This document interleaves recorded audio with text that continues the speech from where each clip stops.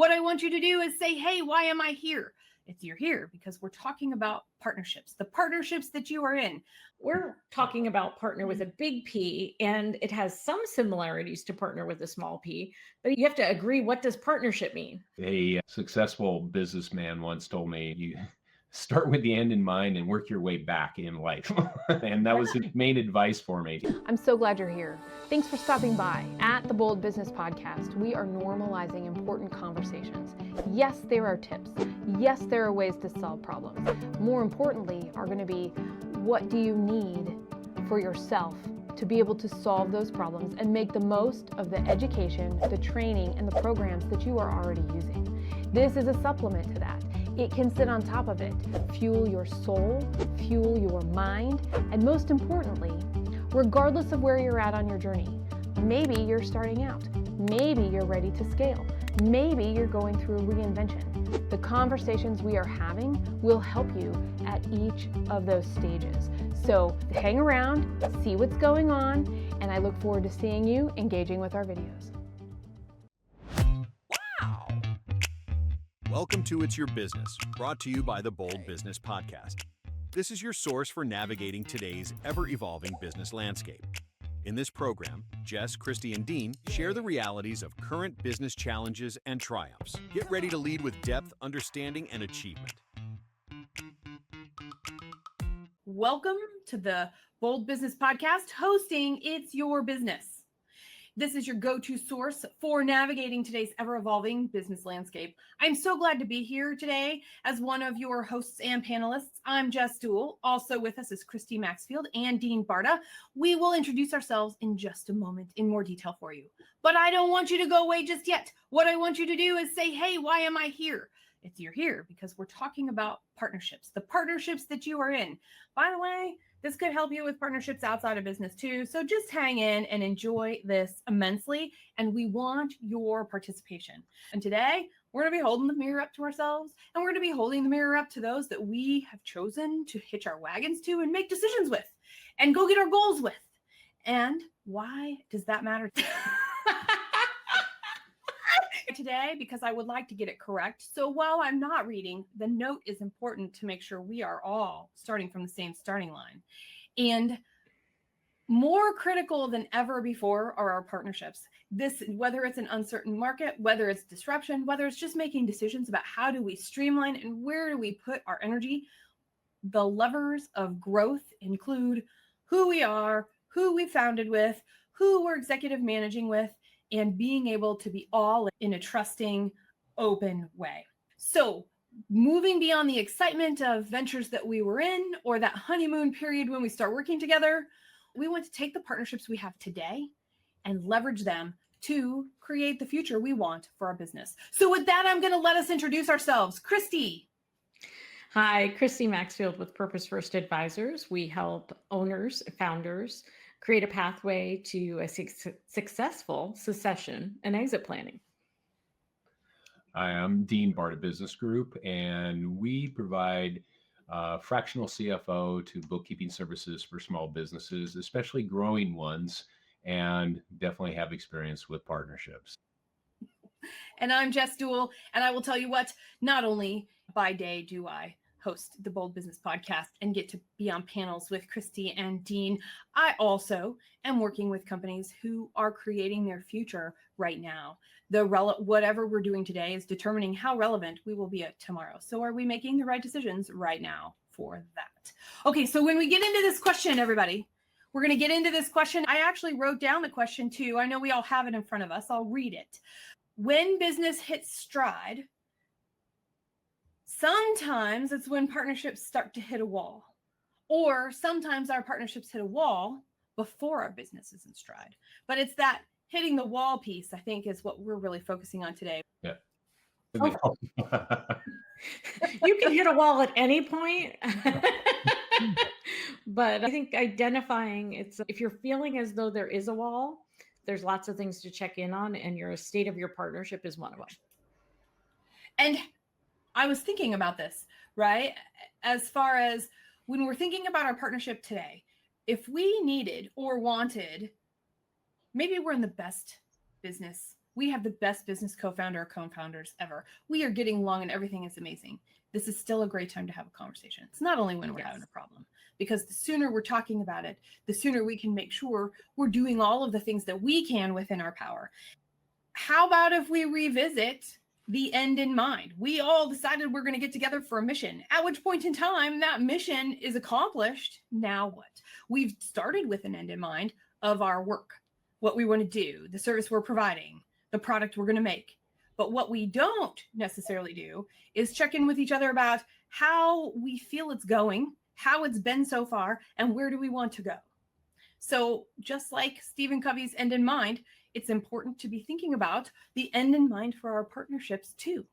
Are we clear in what we want? And I wanted to open up the discussion for all three of us for that, because I know we do it in other parts of business. For sure. Yeah. A successful businessman once told me, you start with the end in mind and work your way back in life.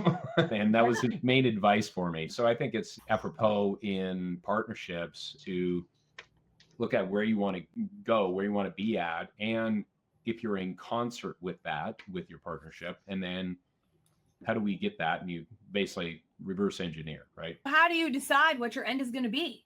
Do you do it on your own or do you do it together? Is that part of that business plan that we may or may not do before we say, hey, we really business. we don't want to do it alone. Let's go find a business partner. We actually successfully did that. And now here we are. Yeah, no, it's got to be done together. And I think it's good to come up, and I've seen this happen before, is just have what is the individual, as let's say partner 1, 2, and 3, okay, is what is each, whether their goals, and then come together and see where you might be off. Because if you've got a partnership where, say, one partner is a strong personality and drives or enrolls the other people in that vision and they go along, but I think it's important for every partner to say individually is, hey, this is where I see it, and then come together and say, okay, now let's see if this all works together. But that's my perspective on it. Oh, yeah. I do some early stage business model validation stage coaching for founders. It happens to be a program where partnership is required. They have a minimum of 3 team members usually who are looking to evaluate whether or not there can be company formation. And you'd be surprised how many people are willing to jump in without having that initial conversation, even if they think they're aligned, because we know we want to sell, right? We know we want to have a liquidity event, right? But they haven't necessarily said, do we think that's in a 5-year timeline, a 10-year timeline, a 15-year timeline? What happens if that changes? What if we don't want to exit? What if we get an offer sooner rather than later down the line? A lot of folks they don't write a business plan. They don't really talk about something like exit beyond, oh yeah, that's the goal. Or I'm never going to sell. We're never going to sell. We're going to do this forever. It's two extremes. Either selling is a foregone conclusion, but we don't talk about when and how and to whom and under what circumstances. Or we're never going to sell.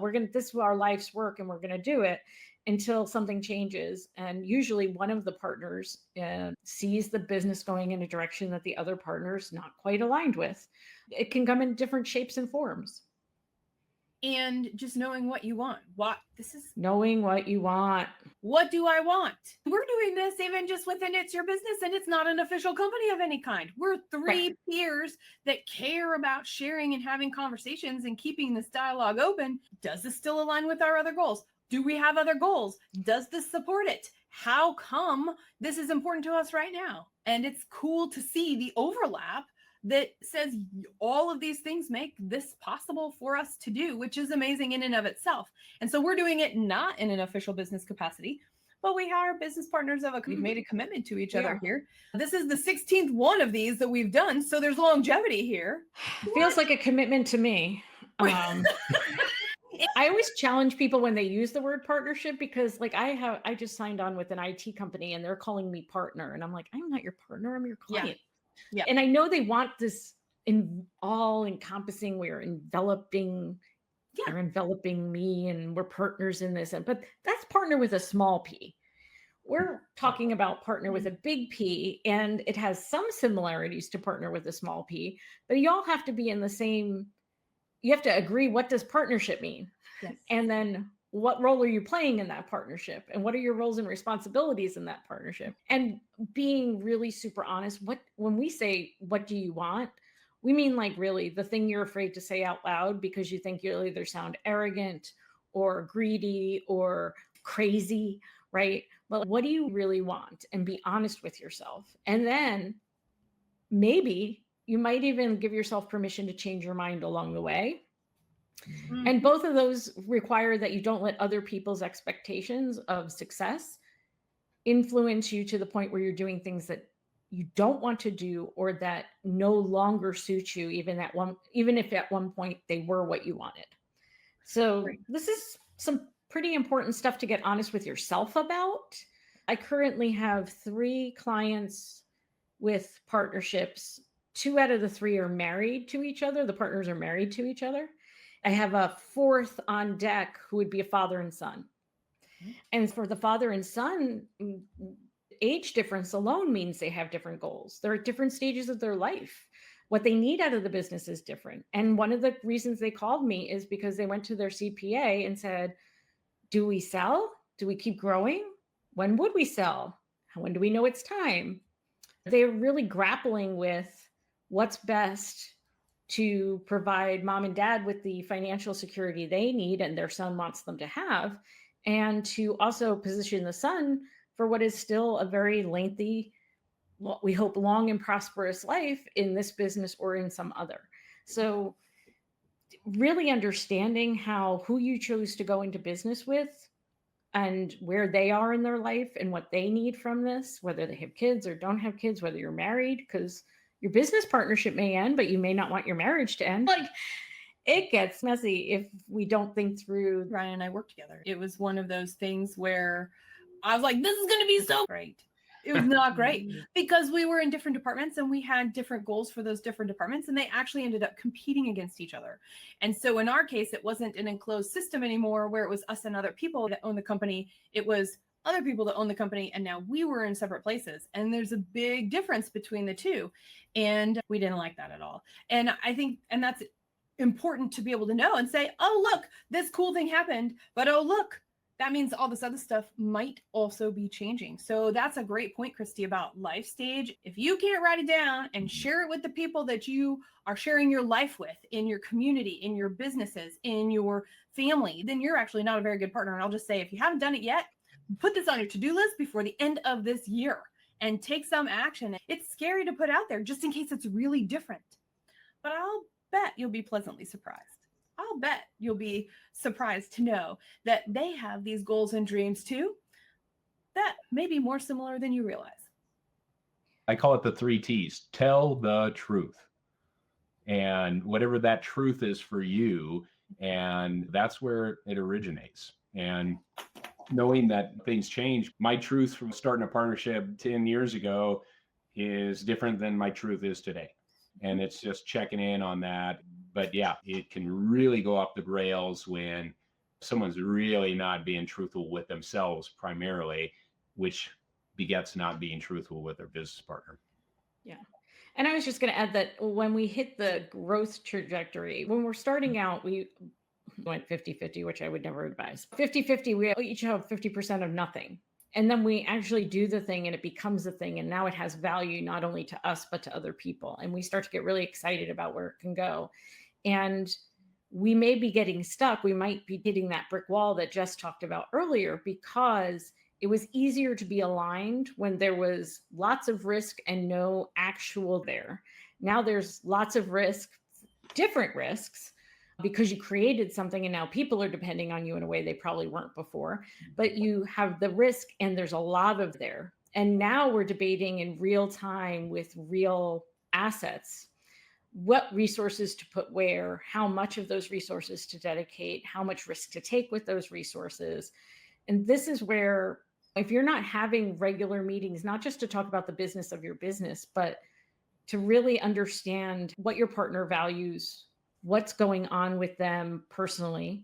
Married people move in different directions and grow at different rates of speed, even just within their own marriage, even if they're not working together or owning something together, like a business. So creating that space. And that's often where we find it's like you bring in Dean, bring in Christy, bring in Jess, bring in somebody who can ask some questions that it's not I'm questioning whether you're on board anymore, but I'm questioning just how is this partnership functioning and whether or not this partnership has really sussed out what it needs to be able to move forward. Because if somebody agrees to something they're not actually on board for, they will either actively or passively sabotage it.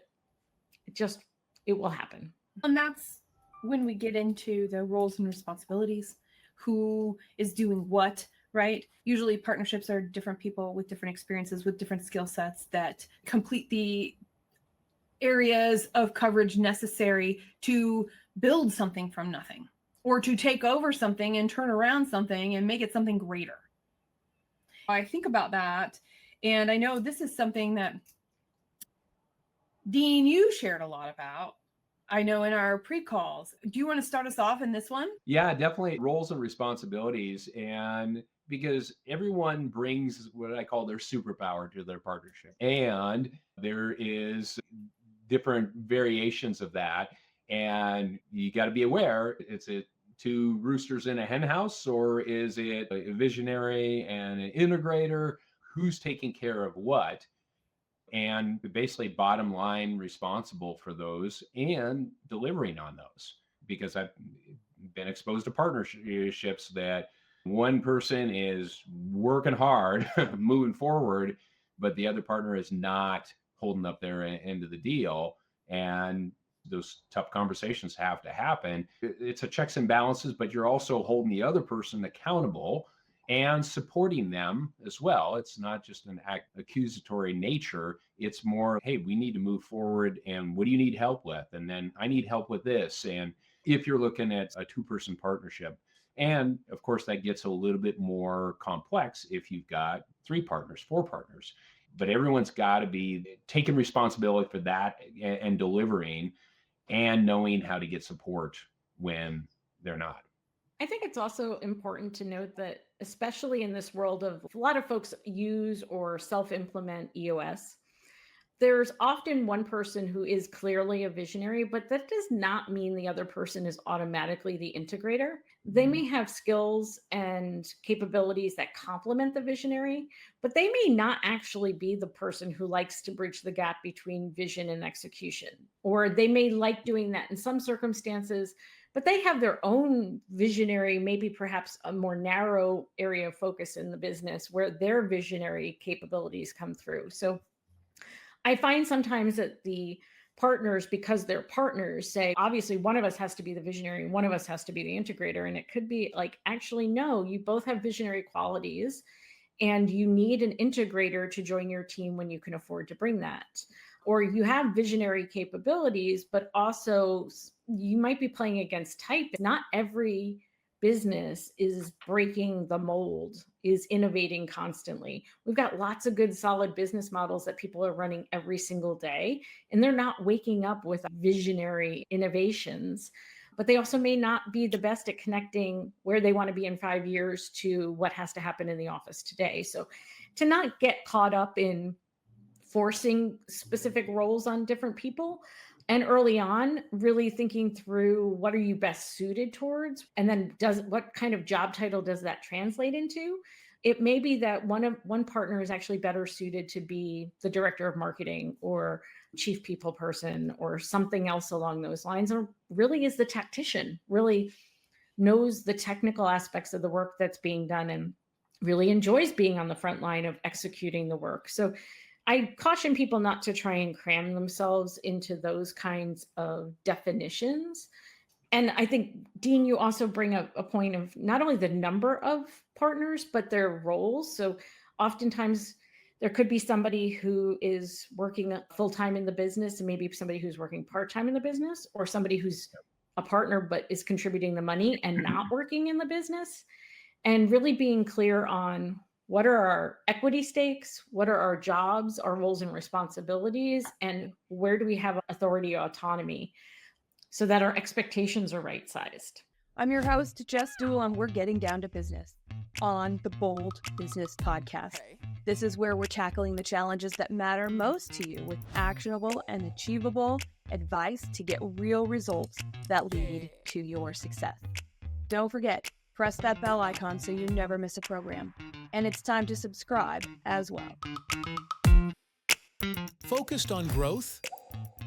Listen to more programs like this which support the challenges and opportunities you are working with right now. Come on! Search Bold Business Podcast for the key terms at reddirection.com or your preferred podcast listening app. There are things in businesses that we need to do because it falls under our purview. And sometimes those don't align. And after listening to some of this, what I have found, just thinking back, is a lot of the partnerships of businesses that are 3 and 5 years old. They can keep the lights on.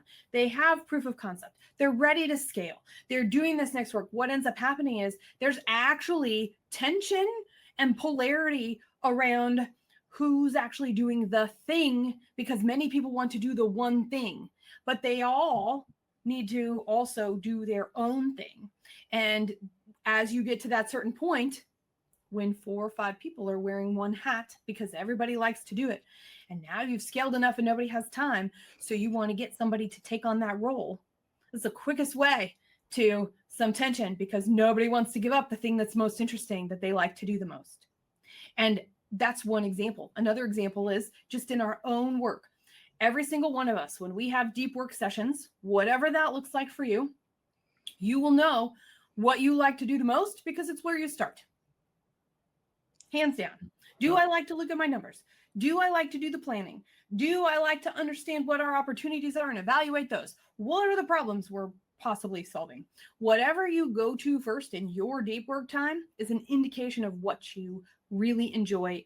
And so my question to you and to your partner would be, remember when I said, do you know what you want?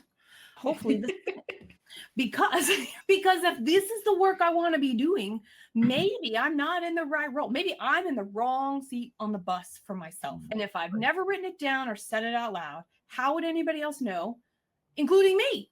And so sometimes it needs to be, I'm going to go back to it needs to just be that straightforward, because once we know what we have that's interesting, where we alone have interest in it, that's where we can create value in our company. Is where nobody else, any of our other founders have that same interest. Another thing I was thinking about was that I'm a big proponent of business plans. I like them simple. I don't like them big and complex unless there's a reason for them. There are reasons for those. And so if we're spending more time on the business plan than interacting with each other in our business, that is a pretty good clue that we're in silos, that we are going to be diverging, not only in our interest, but also why we're doing the work we're doing. And it really comes down to, why are we doing the work we're doing? What difference are we making? And do we want to do it together? And how can we continue to create the future of our business to continue to do it together? And what I've experienced is, because finances, it's like the short straw, let's say. Rarely do you have business partners that are like, oh no, I got the finances because that's the most fun thing to do. It's usually, I'll take care of marketing, I'll do this, I'll be in operations, and then, okay, who's taking care of finances? I guess I will. And as partners, when you're looking at that, is maybe none of you are great at finances, or maybe none of you are great at marketing. So you got to bring someone who is a geek about that, because it's in all those areas of sales and marketing and operations and HR and finances. You can't let one of those gaps just fall behind to the short straw syndrome, because that will come back to bite you too. And because ideally in a partnership, you're doing what you love and you're doing what you're good at in the business. That's the ideal.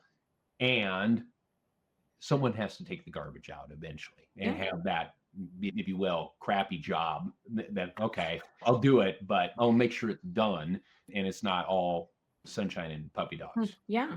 And I've even know of brothers who are in partnership together where one brother said, I will take on the finances. And because the other brother didn't feel strong in that area, he really put a lot of faith and trust in that. And it turns out that person wasn't really as well suited for that position as they could have been. delegation, even to each other as partners, does not mean abdication. And so even if you're not responsible for a core business area, you are responsible for knowing enough so that you're not left in a place where someone else is really controlling the destiny of your company, making decisions that you're not fully aware of and you don't necessarily know all the implications of. I think also the interest doesn't always also equal capability. So my interest in doing marketing and my ability to do marketing early in my business when I have no money and I have to do it all myself is great. But when we move out of startup phase and we move into growth phase, it's now time to start specializing. And so even if I really love it, if I am not the best at it, I probably need to delegate it. And that can be really hard for people who enjoy something, who think they're really good at it, who may be very good at it, but who may not be the best at it. The business's capability to hit the next level of achievement really depends on bringing other people in who are more specialized than they are. That's a really good point. And even after that specialization comes in, who's the number two? Who's the person who is going to say, cool, I appreciate this. What about this? How can we challenge each other from the inside so we get zero comfortable chairs? Because one of the biggest things I see that will impact a company's growth and cause things to sneak up on companies that they don't realize is because we were in a groove, we decided to just let it go, and all of a sudden something changed, but the person was in such a groove they didn't notice the change. We are here to challenge each other. We are here to do that hard work. And whether you're bringing in somebody like Dean, Christy, or myself, we'll help you get those questions asked, but we're going to be teaching you how do you do that yourself. Because this is something on a week to week, month to month, quarter to quarter, year to year. You are deciding the future of your business. You are deciding what relevance looks like in the future by your decisions today. And that is an interesting thing to think about. So I like what you said, Christy, about delegation is not abdication. I think that's very important. And I would say, how do we show up to challenge? Just because I might not be strong in something, I still can ask a question or come up. Probably the best person to ask the question. He basically said that you don't want the expert to be the person, say, giving you feedback on something because they know too much. And you don't want the novice to be giving you feedback on something because they knew too little. You need the person who knows just enough to be dangerous because they're going to ask the questions they need to ask and bring a different perspective than they would if they had no knowledge or too much knowledge. So how do you build that capacity within your organization, or how do you bring in people who can help facilitate those kinds of conversations? I also think what you might have alluded to, Jess, is it's great that we have specialists, but our specialists need to have other people who can step in the event that they're unable to perform their duties for whatever reason. So I think that's when a company also matures from doing performance reviews to doing talent management activities that really evaluate not just current performance, but future potential. And they start to be really intentional about helping people cultivate the skills they need to do the next job or to expand their skill set. And we're talking about transferability then, right? Not only the partners and the founders need to have people who can do their jobs better as well, if not better than them. But then who are the next layer of management that also needs to have a team that's constantly growing and moving towards being able to do the next level of work? That creates a transferable company. That creates a valuable company that can help bring in the valuation you want when you are ready to exit. I really appreciate that you said that can step in when somebody must step out. Life happens, whether it's a day and we have a flat tire, whether it's something else, and whether it's ourselves or somebody else that is required to take leave for whatever reason and desires to do that. And the company says, yes, let's do that. And we say, of course, in our partnership, in our alliance, it matters. Let's go and figure this out. Sure, it'll be hard from a workload perspective, but when we're having the right conversations, it's never hard from a let's absorb this and figure out how to make that work. And that's one of those things where when we're having those conversations, and all the time, this is not water cooler conversation and it's not text chat It's definitely about putting attention on the words that we use, the things that are important to us, and making an effort. We should probably remind people, hey, we're talking about the partnership pivot. We're talking about making sure we are here, present with ourselves and with our partners, with our business founders, whether they're active or silent. We've already talked about having the end in mind and writing down what you want and knowing that you have something to find dissonance along the way. We've been talking about roles and responsibilities and what that actually means and why is it important today. Christy or Dean, what do you think? I'll take it this time, Dean. Okay. I think today, literally this time of year, as we're going into we're in Q3, we're moving into Q4, that you cannot plan for the next year ahead, the next 3 years, the next 5 years, however far in advance you're looking to map out the path for your business. You cannot do that if you're not in alignment with the partners in your organization. Now, obviously, if you don't have partners in the big P sense, you still have partners in your leadership team. And alignment across the organization is hugely important. But if the owners, if the partners who are deciding where we're going, what money we're spending, what people power we're putting behind it, what priorities are, if they're not aligned, if you're not in sync with your partner, or things have fundamentally changed and nobody's talking about the fact that Christy just doesn't show up the way she used to, I wonder what's going on there. If we're not delving into it now, then we've missed a really important conversation as part of our annual planning process, reflecting on our current year to date and planning for our next year.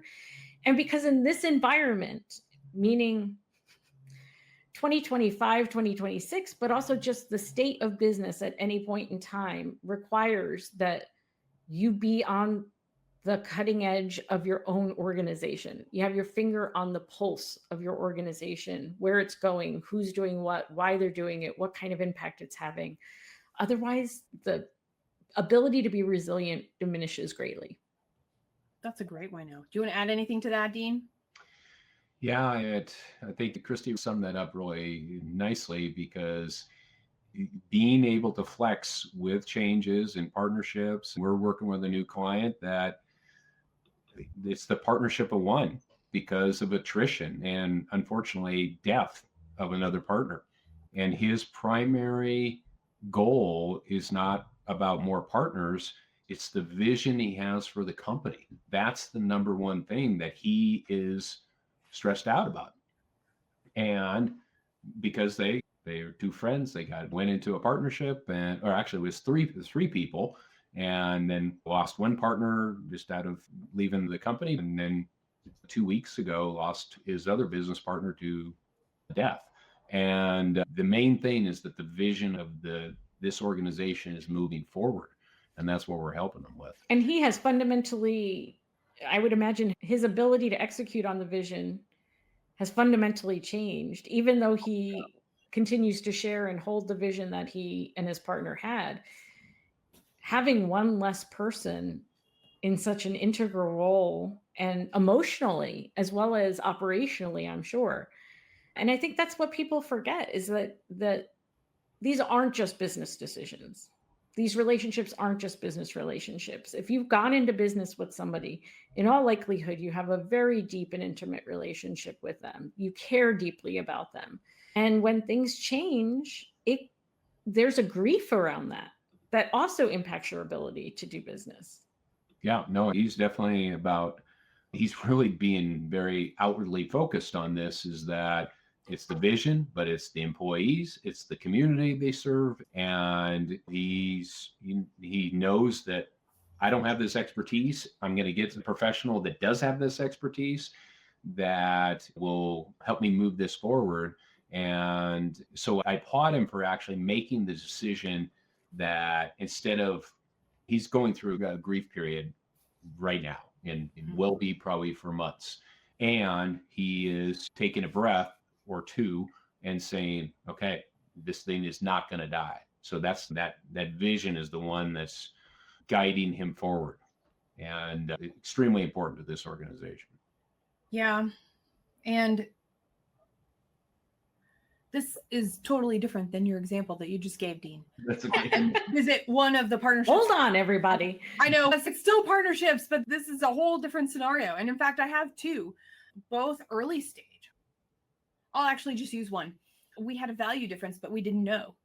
So we said, this is what we're going to do. Here's how we're going to show up. This is the way we're going to work together. This is what we're going to do. We started to do it. And one of us wasn't telling the truth. And I actually think in the end, it was a little bit of me and it was a little bit of them.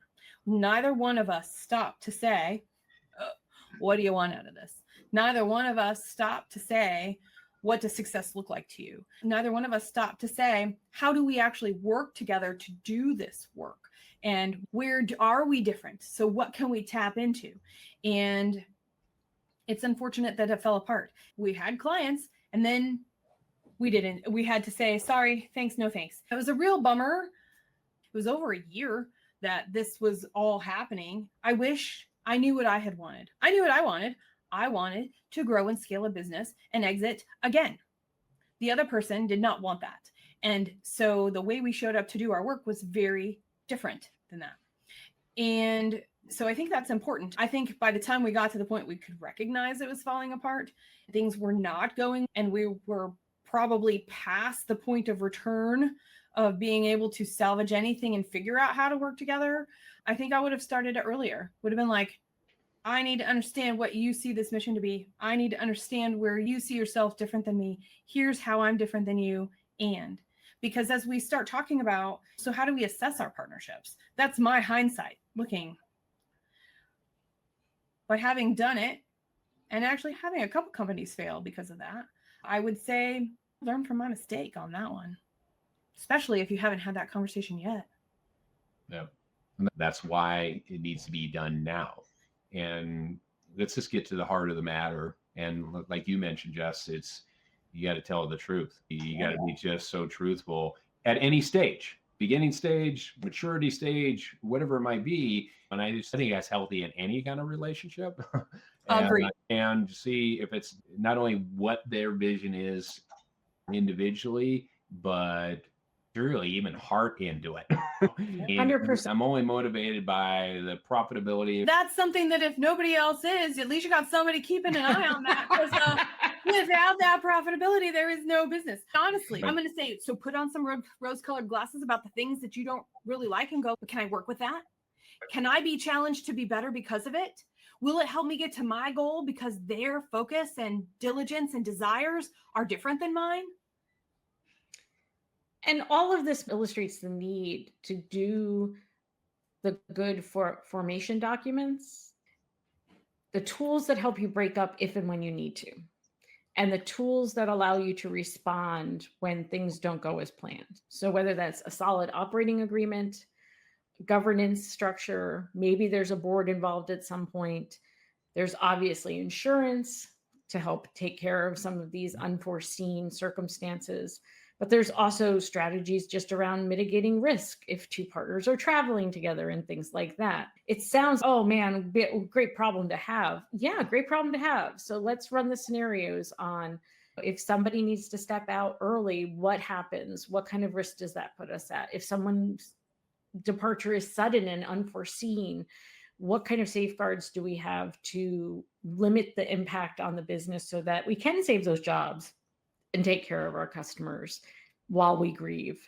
I think sometimes people will choose not to engage professional advisors until there's a problem, rather than investing the time and energy up front to do good formation documents and revisit those as the organization grows and make sure that everybody's interests are protected. And I personally think there should be legal counsel who's taking care of the entity and is doing what's in the best interest of the entity, and legal counsel that is advising the individual partners in what's in their best interest, because those could be 3 or 4 different things.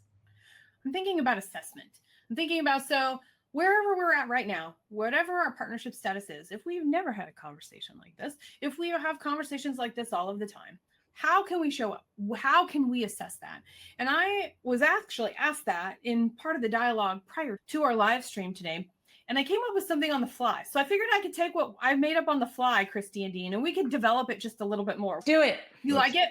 Okay. Yep. And then who owns the intellectual property in this partnership? We're co-creating right now. See, good documentation. Ownership is clear. Yes. We're All of practicing the what we things. preach. So this is where, if we have to get started, I'm gonna say, number one, write down exactly what you want with zero filter. Number two then would be write down what your growth strategy of your company actually is today and your feelings about it. And I'm glad somebody else is writing these down because I am not. So we're going to need to develop this a little. And how about if we start with 1 and 2, and we can then maybe build on to what could come after that. And I can insert some of the other things along the way. What do you think? Sounds good. I would say is like a zero filter of what you want. Whoever is your life partner, assuming they're different from your business partner, whoever your life partner is, I need you to loop them in too. Yeah. Because a lot of times conversations get started because the spouse doesn't know the plan and doesn't know, when is she planning to retire? When does she plan to reduce her workload? When does she plan to do this? So you might have two partners in business who also have life partners who there needs to be alignment that way and with them. And the business and personal goals are intertwined and very quickly. And I think you need to be really clear about what you want, but also cognizant of what your spouse or your significant other wants. And then how you communicate your shared vision for the future of your lives to your business partner. Yeah, agreed.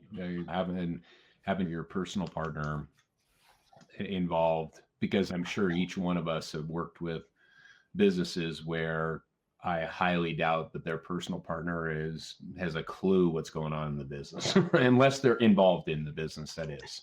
Yeah, a very important aspect of that, Christy. That's definitely a strong one. I also like what are your feelings about the growth strategy? Because at this point, it's probably not just 2 of you or 3 of you making the decisions. You've brought in other professionals for your leadership team. And I think one of us mentioned before, you might have a very strong personality, either among the business partners or among the leadership of the organization. And so if you're biting your tongue about a business strategy that's been proposed, this is the time to stop biting your tongue. My third one is I experience, I see, I think, I feel, fill in the blanks, when I don't feel like I'm on the same page with you. And you could be many yous. Mm-hmm. So I'm acknowledging, I'm saying this, and by the way, this is self-assessment a little bit. It's not even, here's my key. When I'm in the middle of it, can I look at it? Did this thing show up?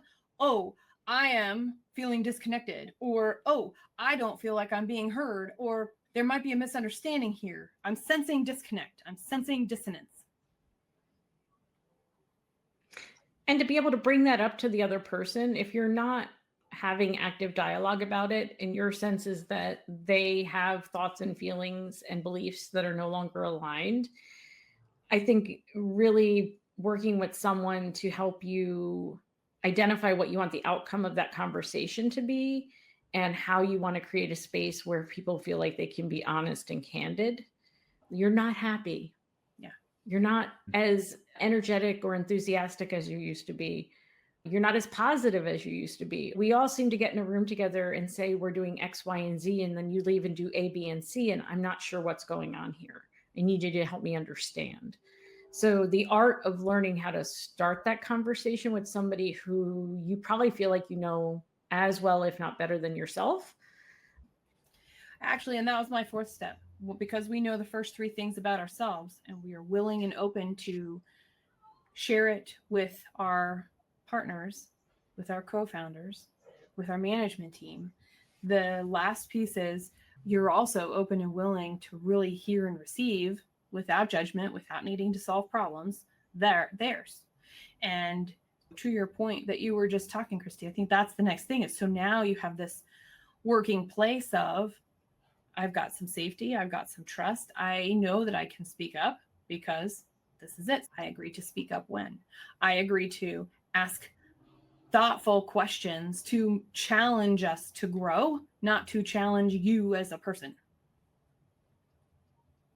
Yeah, true. What we're all talking about too is that healthy confrontation to create better harmony to move things forward with growth, that everyone's on the same page. And, the confrontation doesn't have to be negative. And Christy, you had a great example of just asking those questions, those observation questions. I'm seeing this. And because it's inquiry instead of accusatory. And that's how you're going to find out more answers. And it might be a discovery process for the person that's receiving those questions. Yeah, I think it's that mindset of curiosity that we can often lose when we become really familiar with someone else. And I think we're also all talking about laying the norms for your culture. So if you're 10 years into this partnership and you've never had heart-to-hearts, if you've never laid your card on the table, if you've never come up and said, you're just not yourself, things are different, what's going on, how can I help? This is what I'm experiencing. This is how you're showing up. If you don't have a culture where those conversations are normalized, it will feel very hard to start them, and you may avoid them completely.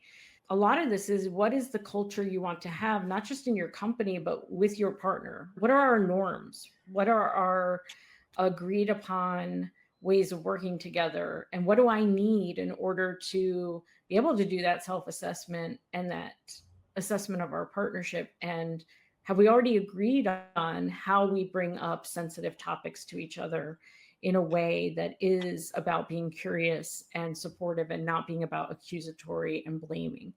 So again, that's one of those things that founders often think can wait till later. Oh, once we get the company started and we're making money and we've got more people, then we'll worry about culture. But it starts at the very beginning. And my fifth one was metrics. Metrics. Oh, how do measure we it. manage, and how do we take this shape of all this awesome, I'm going to call it awesomeness, that's just out and around everywhere, and do something with it?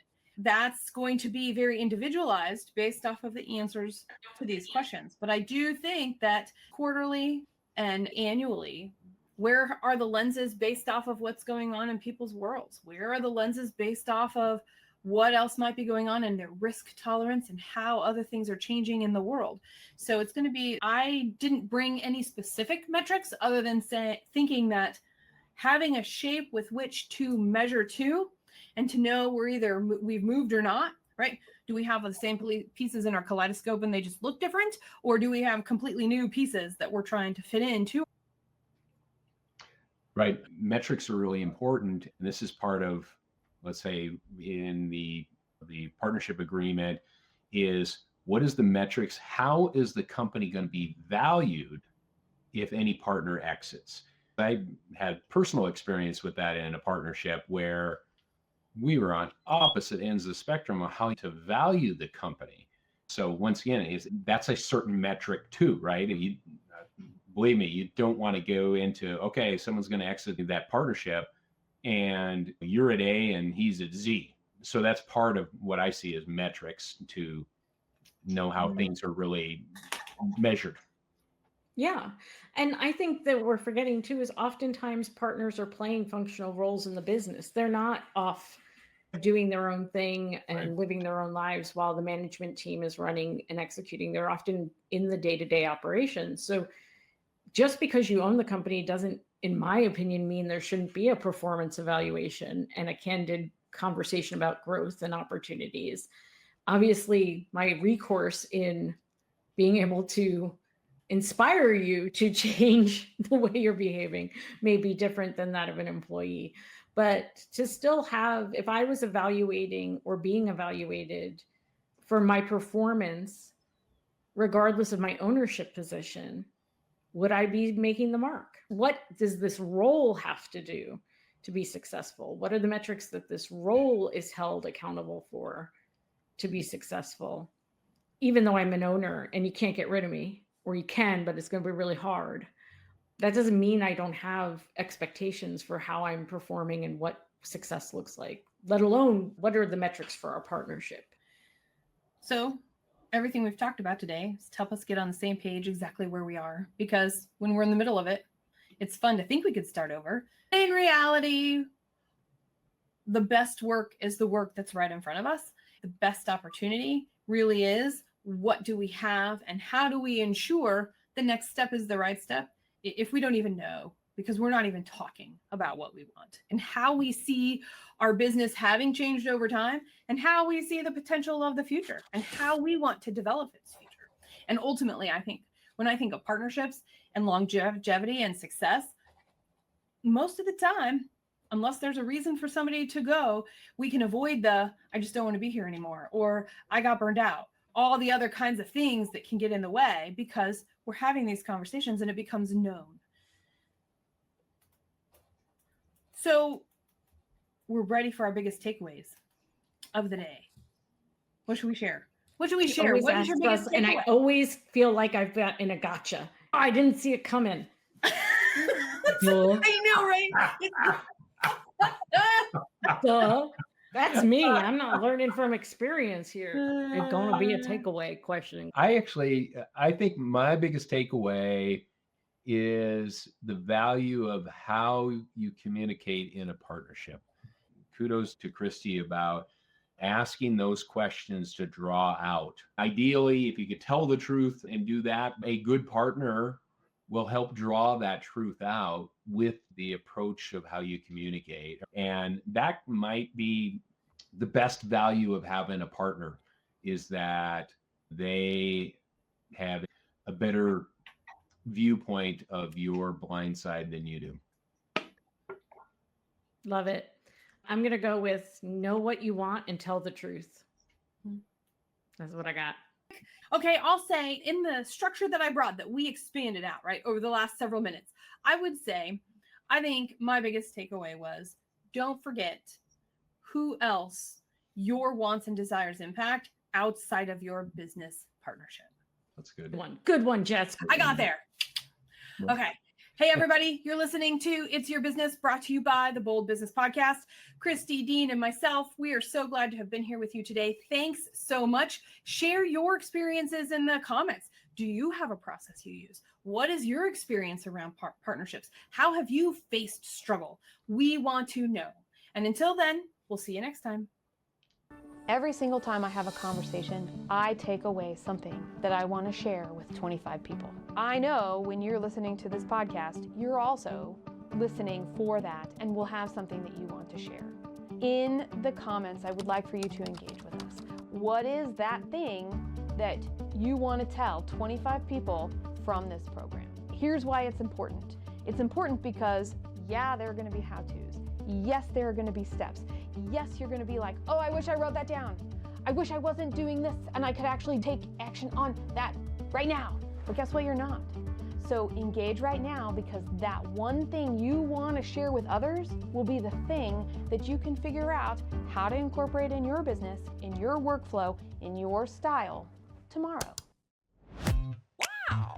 Jess hosts the Bold Business Podcast to provide insights for building a resilient, profitable business by deeply understanding your growth strategy, ensuring market relevance, and your company's future.